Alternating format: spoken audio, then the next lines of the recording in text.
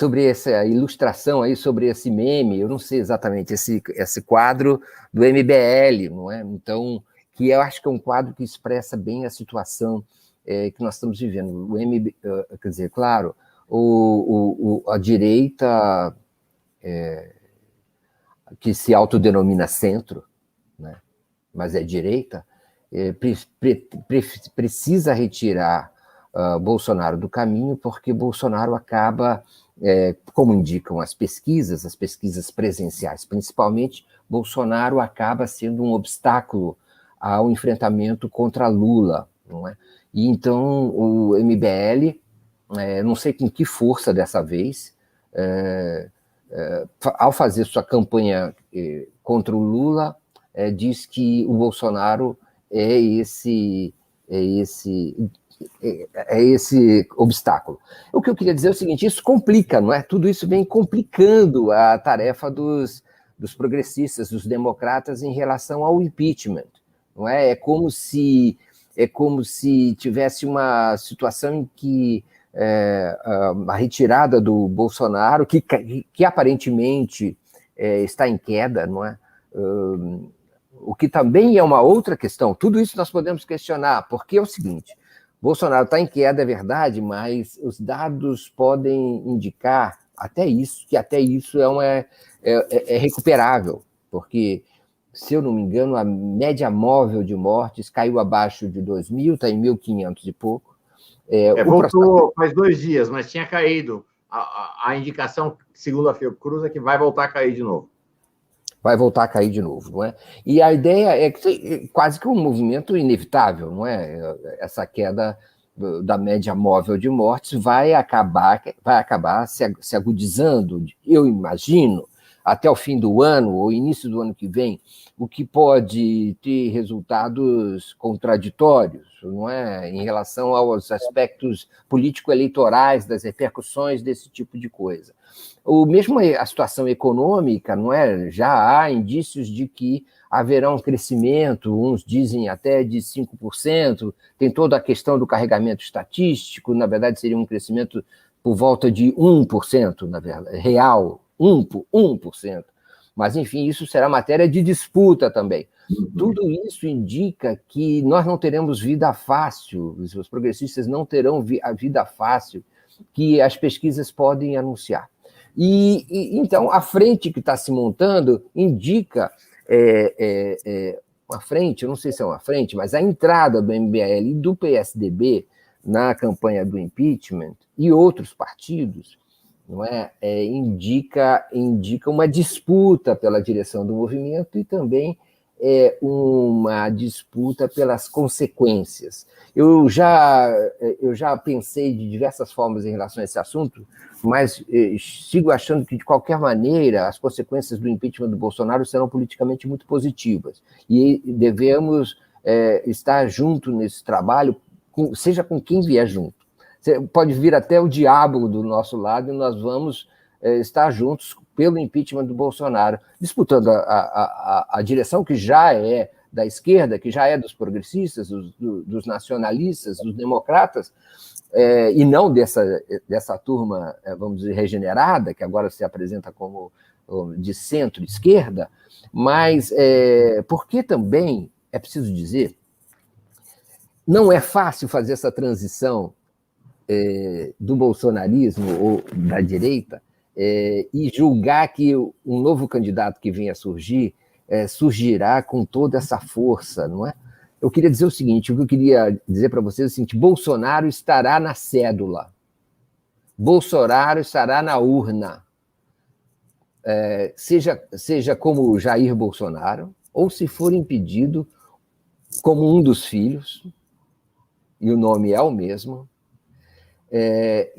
seja na possibilidade, não sei se é grande ou pequena, de Bolsonaro ser impedido ao estilo Dilma. Ou seja, você o impede, porque nós não comandamos todas as variáveis, né? Você o impede, mas você mantém seus direitos eleitorais. É preciso provar um crime, enfim, com Dilma, de certa maneira, abriu-se uma exceção, uma nova modalidade de impeachment. E, então, essa é uma possibilidade de recuo da maioria, se a maioria se transformar em pró-impeachment, dela maioria, digamos assim, dar uma vitória simbólica ao Bolsonaro. Mas, enfim, eu mencionei Bolsonaro, filho de Bolsonaro, e Bolsonaro empichado, mais candidato ainda, voltando, e algum indicado pelo Bolsonaro.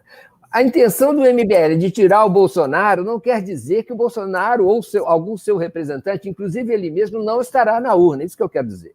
Isso é uma complicação imensa para a direita. Pode parecer muito simples agora, mas é muito complicado. A direita vai para a urna, a extrema-direita e a direita vão para a urna rachados. E vamos dizer assim, esse navio Bolsonaro encalhado no canal da direita vai continuar existindo em qualquer das alternativas. Por isso, não devemos nos assustar tanto com isso.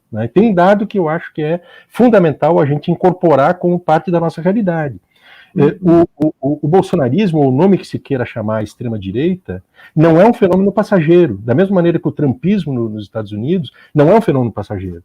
Ele tem hoje lá um nível de ressonância social assustadoramente alto, né? E pensar que o Bolsonaro no Brasil pode representar 15% ou 20%, eu acho, sinceramente, que não é pouco, isso é extremamente preocupante, porque ele tem uma capacidade de reverberação, de animação de iniciativas políticas e, sobretudo, ele consegue incorporar setores, né, extremamente ativistas, militantes, né, dedicados com certo fanatismo político. Isso movimenta, faz a roda girar. Então, eu acho que nós estamos diante de uma situação que é uma situação, digamos, de um potencial afastamento do Bolsonaro. Não está dado que ele poderá ser afastado.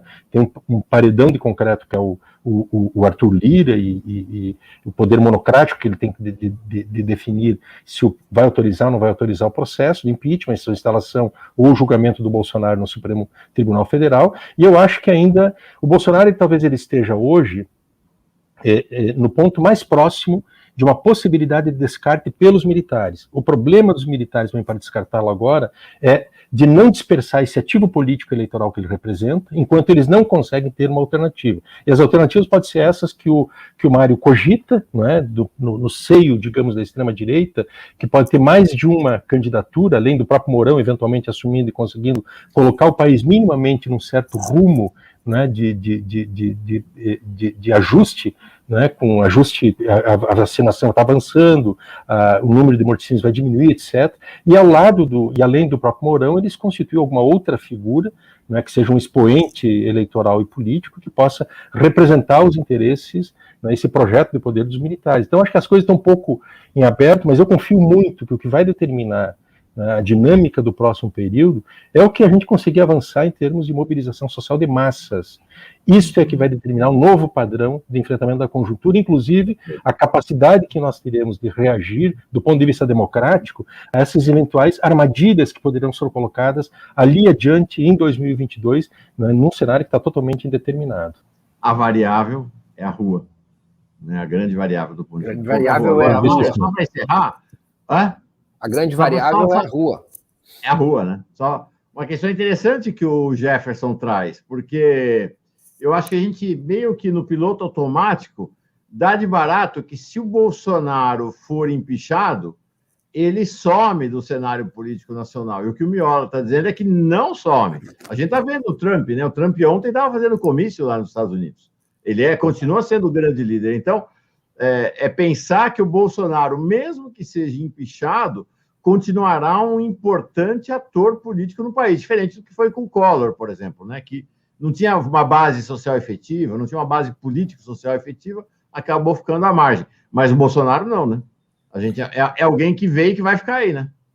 O Miola está falando, isso, que, bom, eu enfatizo que ele vai estar não só na política brasileira, ele vai estar nas eleições, não a figura dele, mas o nome dele. Eu estou falando assim, o nome ou os seus, vamos dizer assim,